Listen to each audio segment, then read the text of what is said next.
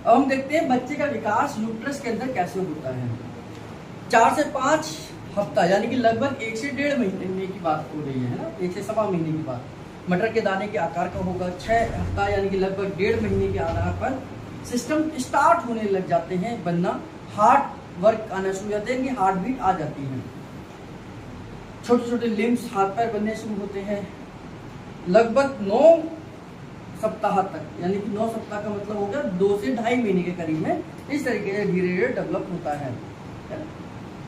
Trophoblast sales काम खत्म, यानी कि प्लेसेंटा देखभाल शुरू कर देता है।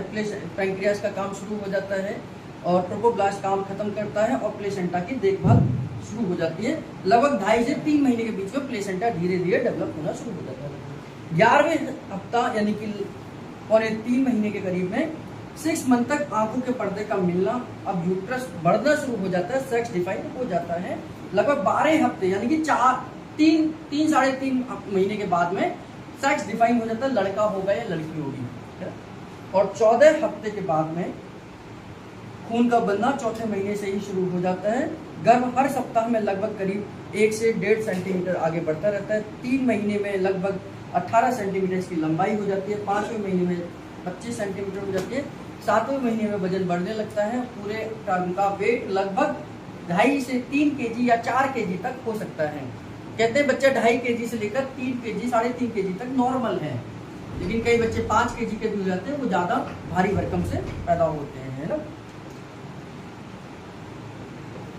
और इसमें एक और चीज जो आई कि सेक्स डिफाइन हो जाता है। हिंदुस्तान में सेक्स डिफाइन करना गैर कानूनी है, हम कर नहीं सकते, लेकिन विदेशों में जाकर लोग करा कर आ जाते हैं। संभोग क्रिया या प्रजनन क्या है? अब ये इंटरकोर्स क्या है इसको समझते हैं। स्पर्म अपनी पूंछ का उपयोग करते हुए, अब इंटरकोर्स हुआ, पेनिस वजाइना के अंदर एंटर हुआ और वहां पर स्पर्म पास आउट हुए। अब स्पर्म अपनी पूंछ का उपयोग करते हुए यूट्रस की वेव के कारण इनकी स्पीड और तेज हो जाती है और ये फैलोपियन ट्यूब में पहुंच जाते हैं।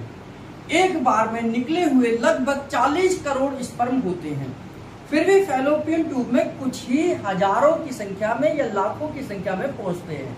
बाकी कहाँ रह गए?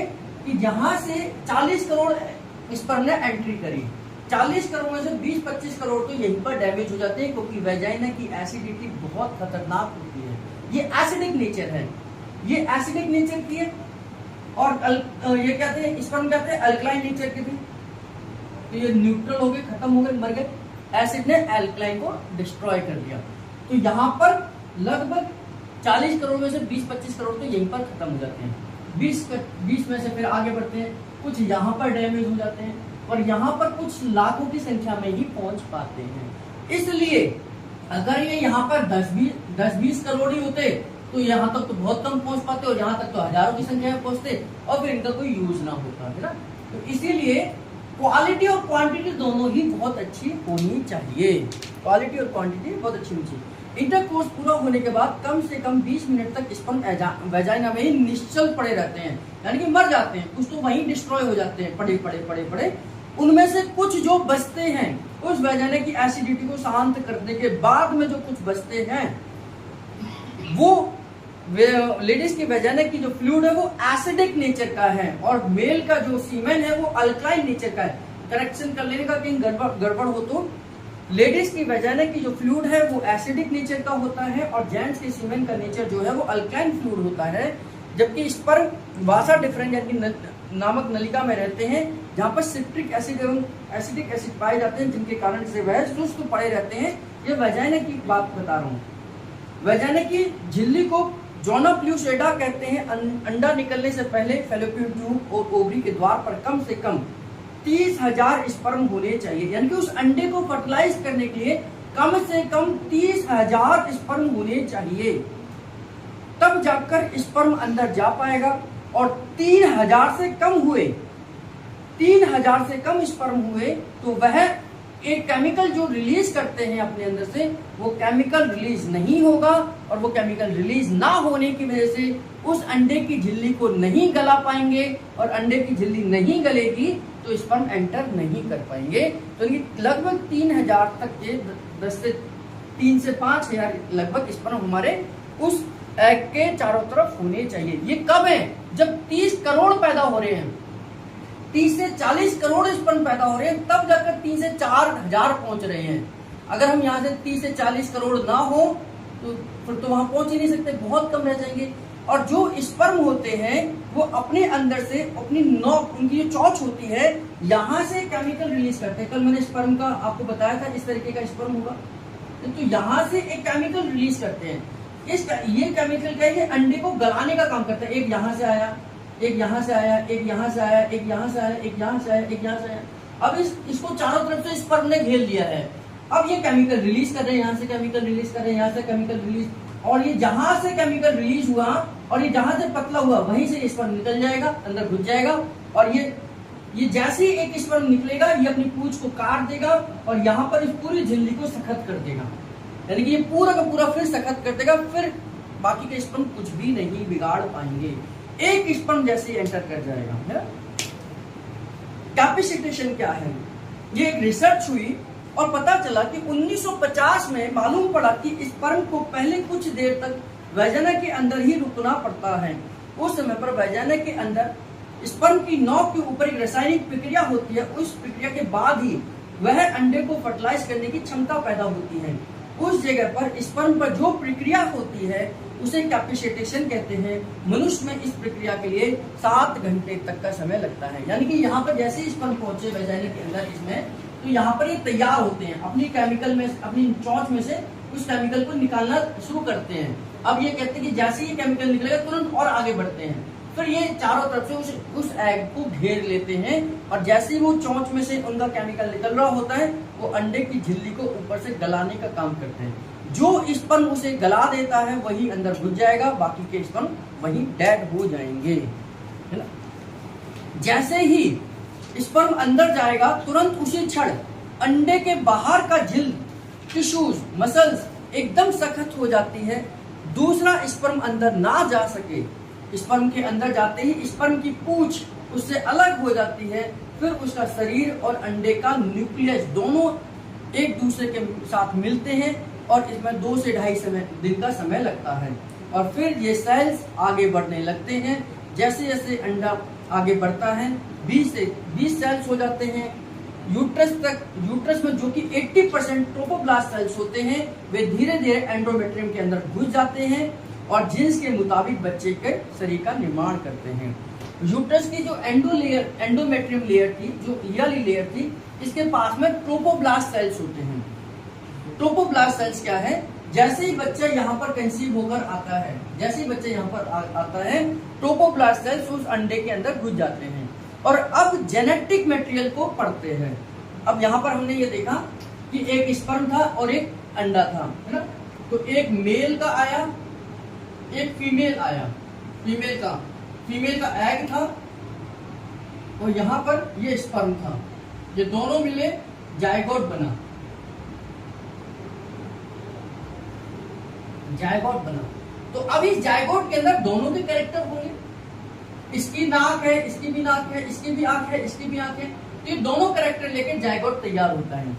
अब ये जो इसके आसपास में ट्रोपोब्लास्ट सेल्स होते हैं, कहां पर होते हैं? एंडोमेट्रियम सेल में। ये ट्रोपोब्लास्ट सेल्स इस अंदर के जायगोट को पढ़ते हैं। इस जायगोट के अंदर देखते हैं माँ की आंख कैसी थी? भूरी कलर की थी। पिताजी की आंखें कैसी थी? काली कलर की थी। अब उन दोनों में से देखते हैं कौन सा कैरेक्टर ज्यादा स्ट्रॉन्ग है। माँ की आंखों का कलर ज्यादा स्ट्रॉन्ग है या पिताजी के आंखों का कलर ज्यादा स्ट्रॉन्ग है? तो जिसका कलर ज्यादा स्ट्रॉन्ग होगा बच्चे का कलर भी उसी जैसा हो जाता है ना। कभी बच्चे की आंखें पिता जैसी हो जाती हैं, कभी माँ जैसी हो जाती हैं, बाल माँ जैसे हो गए, उसके चेहरे उसका बाप जैसे हो गया, कहते हैं खड़ूसता दिखाई देता है लेकिन बाल बहुत अच्छे हैं इसके। तो यानी कि दोनों के कैरेक्टर उसमें आने लग जाते हैं। डिपेंड करता है कि कौन सा कैरेक्टर वहां पर ज्यादा स्ट्रॉन्ग बनकर निकला है। और ये कौन काम कर रहे हैं? Trophoblast sales. गुरुजी कहते हैं कि ट्रोपोब्लास्ट सेल्स जीन्स की भाषा को पढ़ना जानते हैं। ये जीन्स ही तो है। ये एग क्या है? एग एक सेल है। आपको ध्यान होगा हमने सेल से शुरुआत करी थी इस कोर्स की कि सेल क्या है? सेल, ये भी तो एक सेल ही है, ये भी एक सेल है। सेल के अंदर क्या है? न्यूक्लियस है। न्यूक्लियस के अंदर क्या है? क्रोमोसोम है। क्रोमोसोम के ऊपर क्या है? जीन्स है। जीन्स है। तो ये जीन से ही तो लेकर आ रहे हैं कैरेक्टर को, तो इसके अंदर इसके कैरेक्टर होंगे, इसके अंदर इसके कैरेक्टर होंगे, तो जो स्ट्रॉन्ग कैरेक्टर होंगे वो बच्चे को डेवलप करेंगे। तो इसीलिए जितने ज्यादा स्ट्रॉन्ग कैरेक्टर लेकर जो आते हैं माँ बाप की, कई सारे बच्चे पूरे के पूरे माँ पर चले जाते हैं, कई सारे बच्चे बाप पर चले जाते हैं, कई सारे बच्चे दोनों पर चले जाते हैं, कई सारे बच्चे उनके पेरेंट्स पर चले जाते हैं। तो उनके जेनेटिक इफेक्ट करता है कि कौन सी जीन ज्यादा स्ट्रॉन्ग होकर आई है। तो उसके हिसाब से ट्रोपोब्लास्ट सेल्स उन बच्चों का उस सेल का डेवलपमेंट शुरू कर देता है। ट्रोपोब्लास्ट सेल्स तब तक करता है, ये शुरुआत कर जाता है 3 से 4 महीने तक, 3 से 4 महीने तक डेवलप कर जाता है, किस किस को कैसे कैसे डेवलप करना है सब कुछ समझा देता है। और ट्रोपोब्लास्ट सेल 3 से 4 महीने बाद चला जाता है जब प्लेसेंटा आता है, तो फिर प्लेसेंटा उसी की कहानी को आगे बढ़ाता चला जाता है। बच्चे के अंगों को पूर्ण रूप से बनाना ट्रोपोब्लास्ट सेल्स का कार्य है। इसीलिए गुरुजी का मानना है कि ट्रोपोब्लास्ट सेल्स जीन्स की भाषा को जानते हैं और ट्रोपोब्लास्ट सेल्स को हम 1-थायराइड से स्टिमुलेट करते हैं, यानी 1-थायराइड उपचार से ग्रोथ हार्मोन के द्वारा ट्रोपोब्लास्ट सेल्स को उकसा सकते हैं। ग्रोथ हार्मोन भी तो जरूरी है, तभी तो डेवलपमेंट हो रहा है। तो ट्रोपोब्लास्ट सेल्स यानी ग्रोथ 1-थायराइड से ग्रोथ हार्मोन को स्टिमुलेट करते हैं के द्वारा ट्रोपोब्लास्ट को उकसाते हैं। लेडीज की वेजाइना में जो फ्लूइड है उसका पीएच कितना है, देखो लेडीज की वेजाइना के अंदर जो फ्लूइड है उसका पीएच है 3.5 से लेकर 4 तक। जितना कि हमारा हाइड्रोक्लोरिक एसिड होता है इतना ही खतरनाक एसिड उनकी वेजाइना के अंदर है। और जब कि हमारे स्पर्म का क्या था 7.5 से लेकर 8.5 तक के करीब में कल आपको बताया था कि ये अल्कलाइन नेचर है, वो घोर एसिड है और ये बेचारे अल्कलाइन है। घोर अल्कलाइन नहीं है, घोर अल्कलाइन तो 14 होता तो ये अल्कलाइन है और ये घोर एसिड है। इसी वजह से करोड़ों की संख्या में आने वाले स्पर्म यहाँ आकर डिस्ट्रॉय हो जाते हैं। कुछ ही मात्रा में, कुछ ही हजारों की संख्या में बेचारे आगे बढ़ पाते हैं। शांत तक होता है, जिसे शांत करने का काम जेंट्स के प्रोस्टेट ग्लैंड से निकलने वाले केमिकल करते हैं। इन सब के कारण से जब वेजाइना के अंदर अल्कलाइन की मात्रा बढ़ जाती है तो 20 मिनट तक स्पर्म होशियार हो जाते हैं, यूट्रस के सर्विक्स द्वारा ऊपर चढ़ना शुरू कर देते हैं और ओवरी के द्वार तक पहुंचने में 40 से 45 मिनट का समय लगता है। यानी कि पहले तो स्पर्म आके बेचारे परेशान हो जाते हैं, हुआ क्या, क्योंकि वो अल्कलाइन नेचर में है, यहाँ एकदम हाईली एसिडिक है। तो जैसे ही वो एसिड वाले माहौल में आते हैं आधे से ज्यादा तो वैसे ही डिस्ट्रॉय हो जाते हैं, मर जाते हैं। जो बेचारे थोड़े बहुत बचते हैं वो आगे की यात्रा पूरी करते हैं। अगर वेजाइना में एसिड युक्त पदार्थ की मात्रा ज्यादा हो तो स्पर्म वहीं सुस्त पड़े रहेंगे और सर्विक्स में नहीं चढ़ पाएंगे और वहीं पर मर जाएंगे। यानी कि अगर किसी की बॉडी, फीमेल की बॉडी बहुत ज्यादा एसिडिक नेचर की है, बहुत ज्यादा एसिडिक नेचर की है और उसके हस्बैंड के स्पर्म पहले से कम बनते हैं तो बेचारा प्रेगनेंसी ठहरेगी ही नहीं। क्यों? क्योंकि यहाँ हाईली एसिड है, उसके स्पर्म पहले से ही कम है, तो वो थोड़े बहुत जो स्पर्म बन रहे वो वहीं पर मर जाएंगे। तो इसलिए फीमेल की बॉडी का नेचर एसिडिक नहीं होना चाहिए। इसलिए जब भी अगर इनफर्टिलिटी का केस होता है तो फीमेल की बॉडी के एसिडिक नेचर को भी हमें ठीक करना होगा। अब इसी से संबंधित ये आगे है कि प्रजनन एवं बांझपन होता क्या है, इनका कारण क्या है। अब देखिए, इंटरकोर्स होने से हर औरत को तुरंत ही संतान होगी ऐसा बिल्कुल भी नहीं है। ये सोच के कि इंटरकोर्स किया और कंसीव हो गया ऐसा बिल्कुल नहीं है। ये तो एक लक बाई चांस है कि भाई हो भी सकता है और नहीं भी हो सकता है। अगर आपने बिल्कुल साइंस को समझते हुए ही करना कि मैं एक बार इंटरकोर्स करूंगा और उसी समय प्रेगनेंसी ठहरनी चाहिए, तो फिर पहले स्टडी करना पड़ेगा आपको। उस अपने फीमेल पार्टनर की बॉडी को स्टडी करना पड़ेगा 3-4 महीने तक कि उसके पीरियड्स का टाइम कितना है, कितने टाइम पीरियड में हो रहा है, कितने दिन बाद हो रहा है, क्या उसकी बॉडी का टेम्परेचर बढ़ता है, कब क्या होता है। तो बहुत स्टडी करने के बाद में तब आप एक नतीजे पर पहुंचेंगे कि अब हाँ, अब मैं इंटरकोर्स करूंगा तो ये फर्टिलाइज हो जाएगा। नहीं तो ये लक बाई चांस है कि जरूरी नहीं है कि हर बार इंटरकोर्स करेंगे और प्रेगनेंसी ठहर जाएगी। बहुत सारी बातों पर डिपेंड करती है कि प्रेगनेंसी ठहरेगी या नहीं ठहरेगी। जैसे बॉडी टेम्परेचर, बॉडी टेम्परेचर का है कि जब आप इसे पढ़ लेना, आपको इसका वो बता देता हूँ। बॉडी टेम्परेचर का मतलब कि जब फीमेल का एग फर्टिल यहाँ से मैच्योर होकर, ये मैच्योर हुआ, तैयार हुआ ओवरी के अंदर से, जैसे ये बाहर निकलेगा तो तुरंत बॉडी का टेम्परेचर बढ़ता है। यानी कि जैसे ही यहाँ से ओव्यूलेशन कंप्लीट होता है बॉडी का टेम्परेचर बढ़ता है। अगर फीमेल का बॉडी का टेम्परेचर कुछ दिन बढ़ता है किसी दिन, तो समझ लो कि यहाँ से एग बाहर आ गया है। यानी बॉडी टेम्परेचर का बहुत बड़ा रोल है। अब दूसरी चीज, अगर किसी का हाइपोथायराइड की कंडीशन है, किसी फीमेल की हाइपोथायराइड है, तो हाइपोथायराइड की बॉडी में बॉडी टेम्परेचर डाउन रहता है, बॉडी टेम्परेचर डाउन होगा। जितने भी हाइपोथायराइड के पेशेंट होंगे और जितना ज्यादा हाइपोथायराइड होगा यानी कि जितना लो होगा उतना बॉडी का टेम्परेचर बड़ा होगा। तो उस समय पर आपकी बॉडी का टेम्परेचर जो बहुत डाउन है और जब ओव्यूलेशन हो भी गया तो वो बेचारा नॉर्मल आ ही नहीं पाएगा, यानी कि उसका बॉडी का टेम्परेचर बढ़ेगा ही नहीं। तो उस समय पर एग जो है प्रॉपर तरीके से मैच्योर होकर बाहर नहीं निकलेगा। सोई हुई अवस्था में उसके बॉडी का टेम्परेचर 97.3 या 97.4 से अधिक होना चाहिए। अगर पुरुष उस दिन इंटरकोर्स करता है तो उस समय पर गर्भ धारण के चांसेस हैं, और ये हाइपोथायराइड की पता ही नहीं चलेगा। हाइपोथायराइड वाली लेडीज को टेम्परेचर हमेशा लो ही रहता है। वैसे टेम्परेचर कितना रहता है हमारा 98.45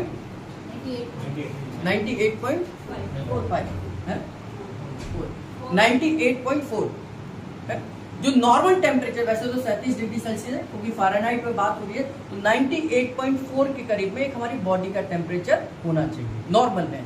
अब यहाँ से एग निकलता है तो ये लगभग 99 के करीब में या 99 को क्रॉस करता है।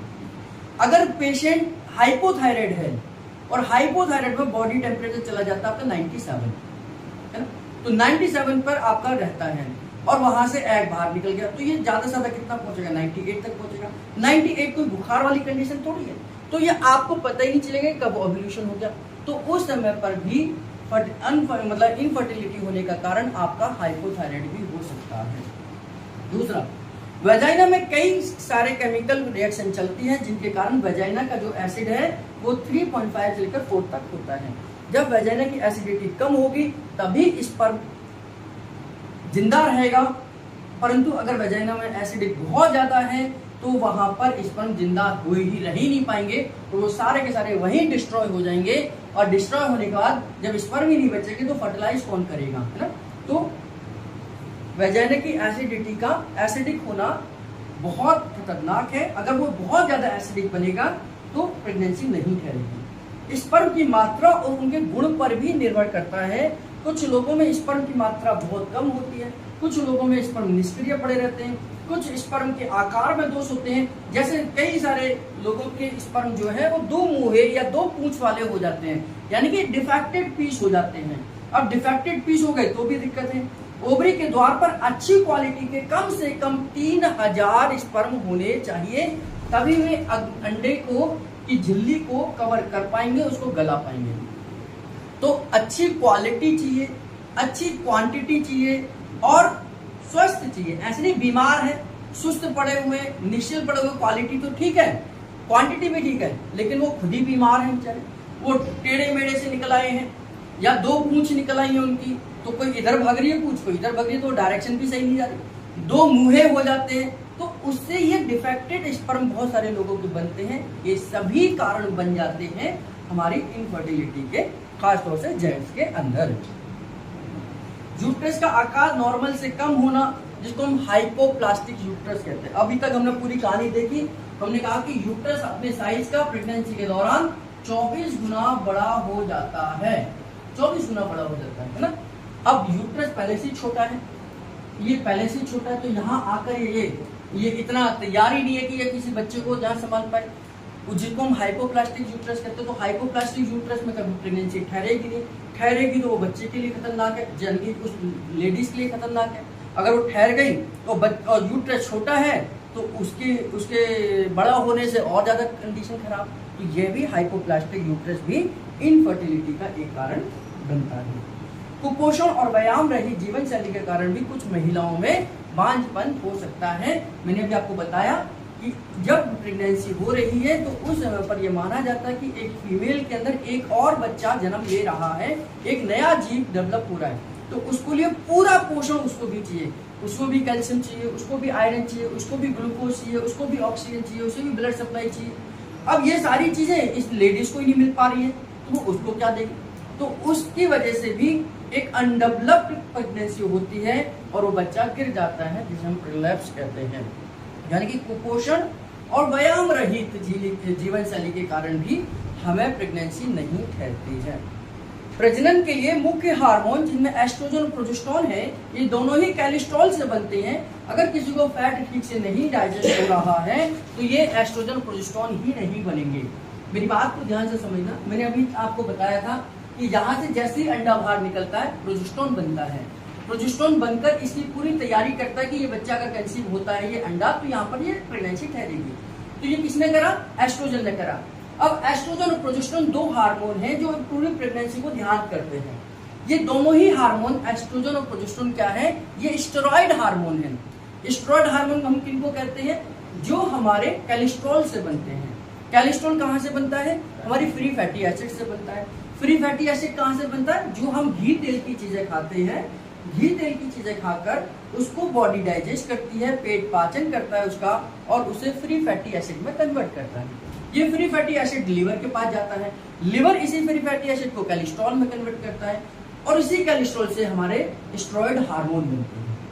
अब जिस लेडीज को घी तेल की चीजें ही नहीं पचेंगी, जो घी तेल खाता ही नहीं होगी, मैं तो घी तेल बिल्कुल नहीं खाती या घी तेल मुझे अच्छा ही नहीं लगता, तो घी तेल जब आप नहीं खाएंगे तो फिर फ्री फैटी एसिड कहां से आएगा?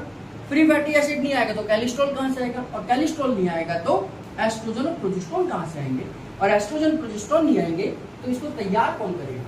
तो इसलिए भी अगर आपका पेट बहुत लंबे समय से खराब है, किसी फीमेल का पेट बहुत लंबे समय से खराब है, तो भी वह इनफर्टिलिटी का कारण बन सकता है। अब न्यूरोथेरेपी इसमें क्या काम करती है? बांझपन को ठीक करने के लिए न्यूरोथेरेपी काफी सफल है, क्योंकि इसमें हर पहलू के मूल कारण को ध्यान में रखते हुए ट्रीटमेंट दिया जाता है। एलिमेंट्री में हम उपचार के द्वारा पेट को तथा मेटाबॉलिज्म को सेट करते हैं, फैट के पाचन को सुधारते हैं, शरीर के टेम्परेचर को बढ़ा सकते हैं, उचित उपचार देकर वजाइना की एसिडिटी को शांत कर सकते हैं तथा जेंट्स को भी उचित उपचार देकर हम स्पर्म की क्वालिटी और क्वांटिटी को ठीक कर सकते हैं।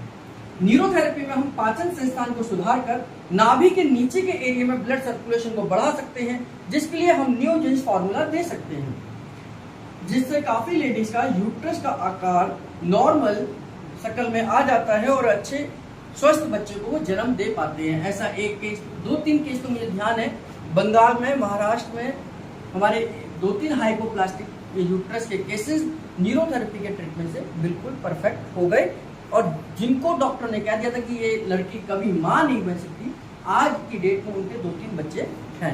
यानी कि उस हाइपोप्लास्टिक यूट्रस को भी न्यूरोथेरेपी के द्वारा ठीक करा जा चुका है।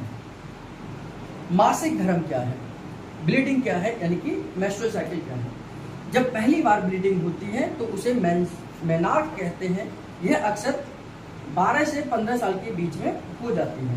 इसमें हार्मोन का सारा काम है। एक लेडीज के पूरे जीवन काल में 26 से 30 दिन के अंतराल में मेंसेस आते हैं।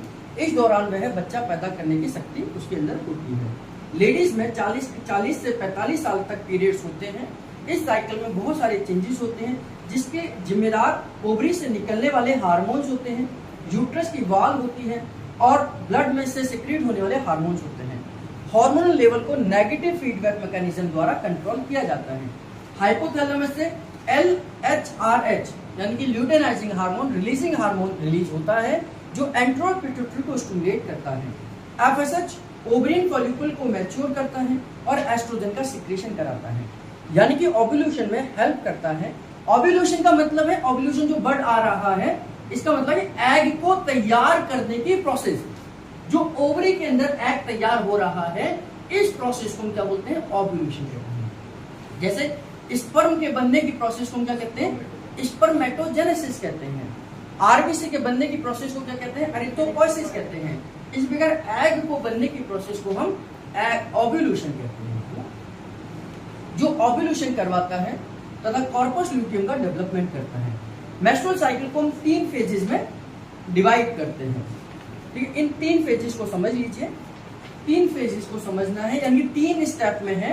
पहला स्टेप, इसको जो नीचे का पहला है इसको यहां से पढ़ते हैं, प्रोलिफरेटिव जो फेज है सेकंड वाला है, इसको पहला मान लीजिए।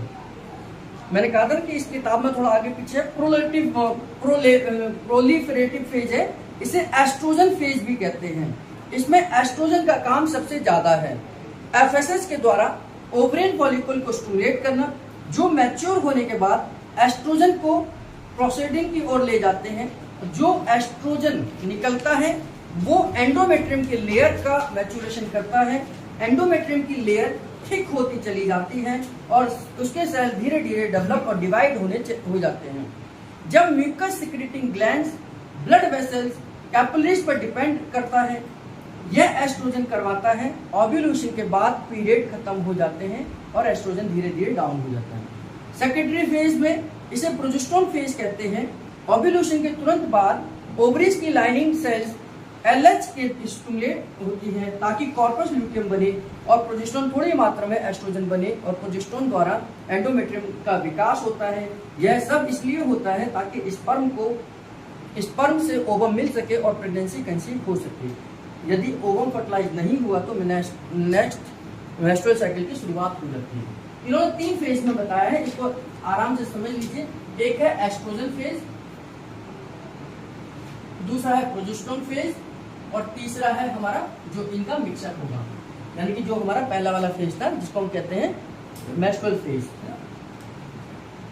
मेंस्ट्रुअल साइकिल देखिए, पहले फेज में क्या होगा, एस्ट्रोजन हार्मोन बनता है। पहले फेज में एस्ट्रोजन हार्मोन बनता है। एस्ट्रोजन हार्मोन की जिम्मेदारी है कि ये ओवरी के ऊपर काम करता है, ये ओवरी के ऊपर काम करता है और ओव्यूलेशन कराता है।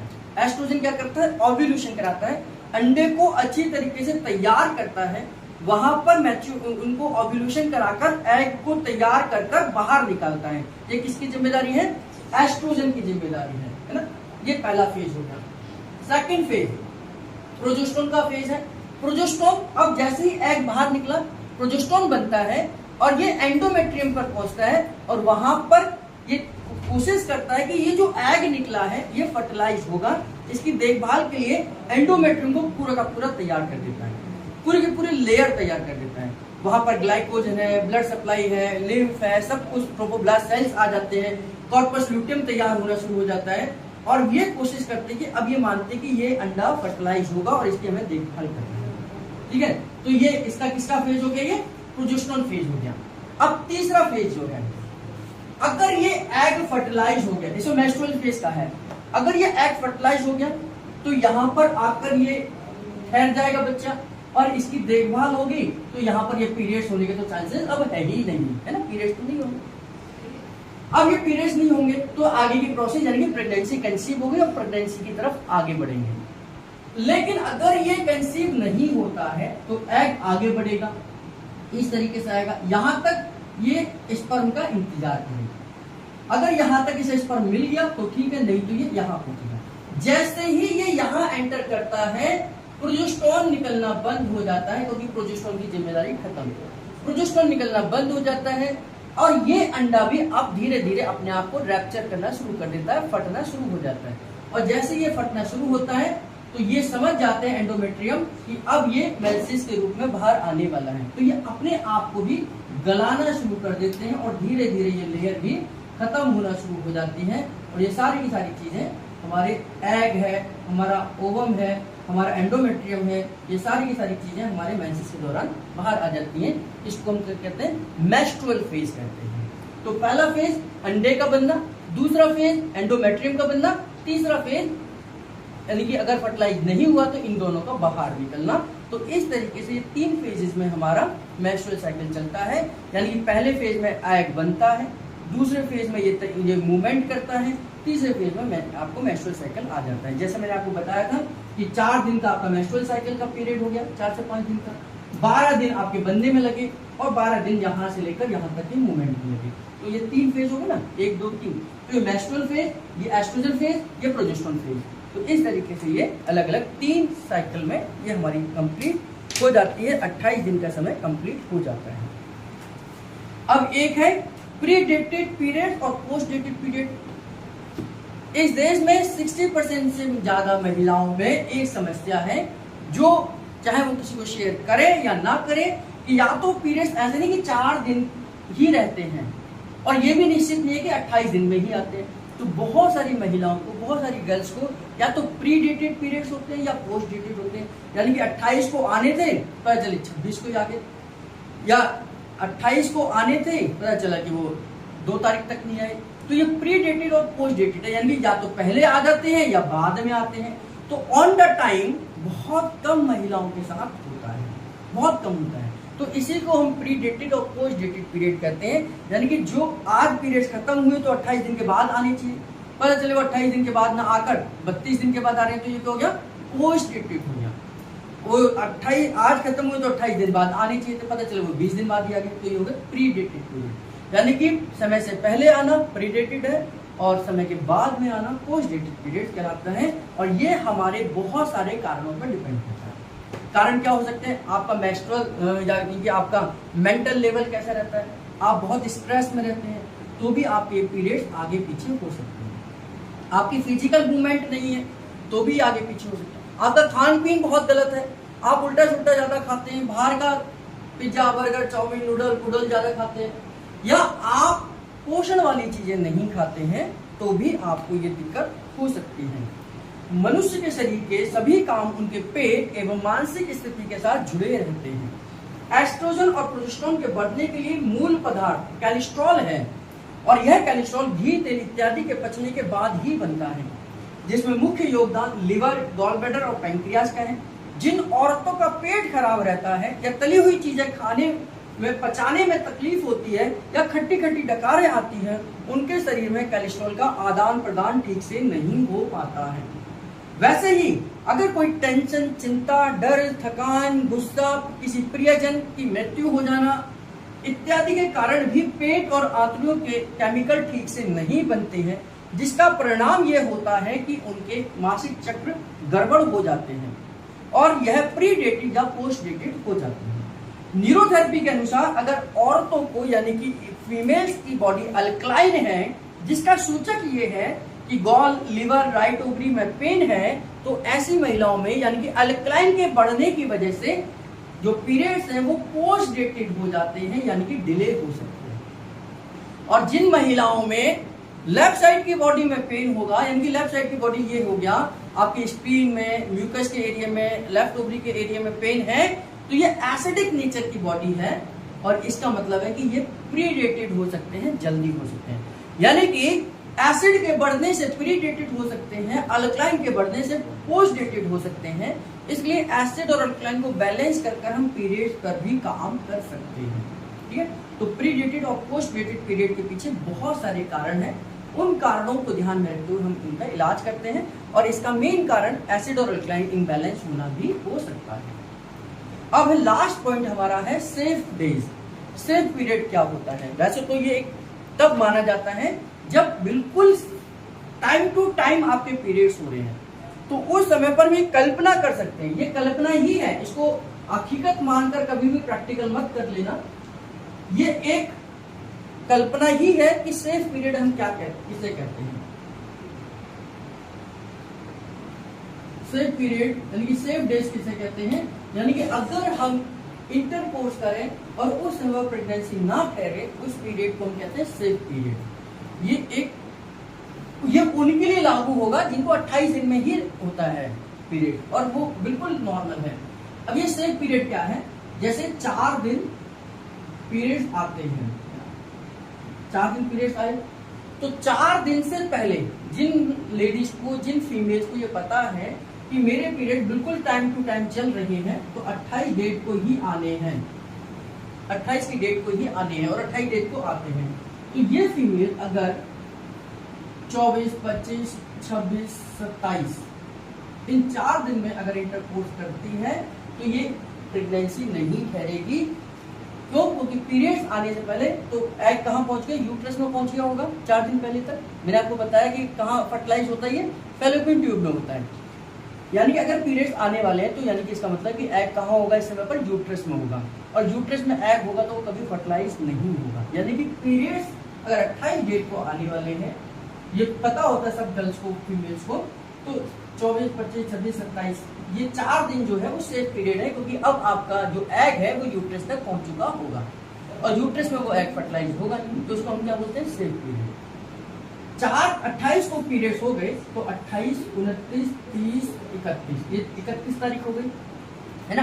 तो अगले महीने की 1 तारीख, 2 तारीख, 3 तारीख, 4 तारीख, अब ये जो 4 दिन है ये भी सेफ पीरियड होंगे, क्योंकि पीरियड्स खत्म होंगे 31 को। अब ऐसा तो नहीं 31 को खत्म होते ही ये यहाँ से ओवरी ने अंडा यहाँ से रिलीज कर दिया होगा, भाई बनने में भी तो टाइम लगेगा। तो जो बनने का टाइम है, बनने में तो समय लगेगा, ऐसा तो नहीं कि यहाँ से पीरियड खत्म हुआ और यहाँ से निकल गया होगा। तो ये जो बनने का टाइम है इसको 4 दिन और मान लेते हैं। तो पीरियड्स खत्म होने के अगले 4 दिन तक, 1, 2, 3, 4, ये इन डेज में अगर इंटरकोर्स करा जाता है तो भी प्रेगनेंसी नहीं करेगी। तो पीरियड्स आने से 4 दिन पहले, पीरियड्स जाने के 4 दिन बाद तक का ये जो टाइम पीरियड माना जाता है ये सेफ पीरियड माना जाता है। इसी को हम सेफ डेज के नाम से जानते हैं, जो कि मेडिकली मैंने आपको बताया अगर किसी का पीरियड बिल्कुल टाइम टू टाइम है तभी कभी ऐसा हो सकता है। अब जन्म की जो प्रोसेस है उसको थोड़ा समझ लेते हैं। बर्थ प्रोसेस जिसको हम कहते हैं,